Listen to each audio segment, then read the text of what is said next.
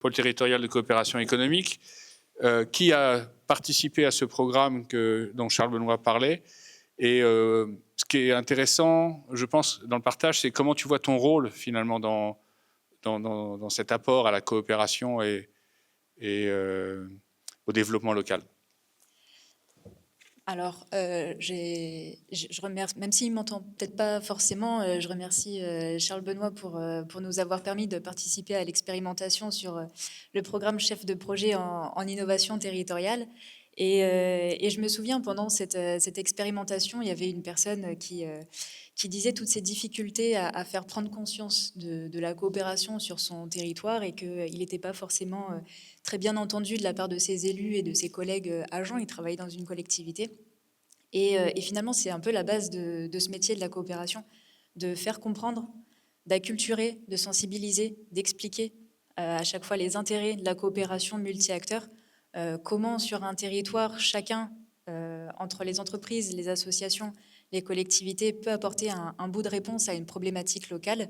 Et c'est ce qui est intéressant, mais on ne parle pas de la même manière à toutes ces personnes qui viennent de mondes très différents. Donc c'est un jargon à adapter à chaque fois pour bien se faire comprendre, bien se faire entendre.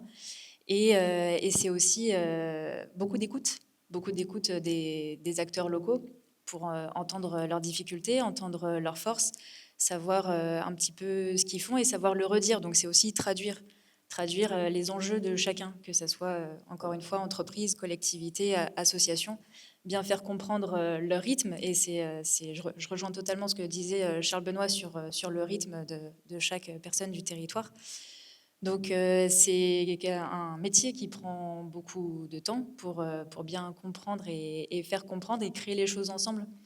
C'est expliquer les intérêts de la coopération, mais c'est aussi donner à voir et donner à imaginer. Comment sur un territoire on peut dire mais c'est pas parce que vous êtes une entreprise que vous pouvez pas vous intéresser à l'intérêt général et que vous pouvez pas avoir un impact fort. C'est pas parce que vous êtes dans un service que vous pouvez pas agir en transversalité sur des sujets. C'est permettre d'imaginer et permettre d'oser. Et c'est aussi ça, ce métier-là, de dire on a tous nos habitudes de travail, mais parfois faisons un pas de côté et puis imaginons ensemble ce qu'on peut faire demain, parce qu'on peut le faire. On peut le faire, faut oser dire aussi. C'est pas toujours évident de parler de ces difficultés, de ces enjeux, mais une fois qu'on ose dire que c'est entendu et que les gens sont prêts à avoir plein de bonne volonté pour imaginer justement les actions de demain, ça fonctionne plutôt bien par rapport aux actions qu'on a menées sur le territoire.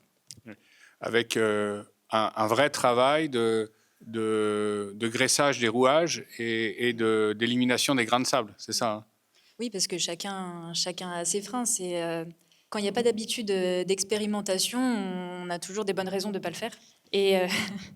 Et mon métier, c'est justement de permettre ce champ des possibles et d'oser et de prendre chacun des freins pour dire, bon, alors là, qu'est-ce qui freine vraiment? Quelles sont les conséquences réelles de ce blocage et comment justement on peut, de ce frein-là, en faire une force finalement.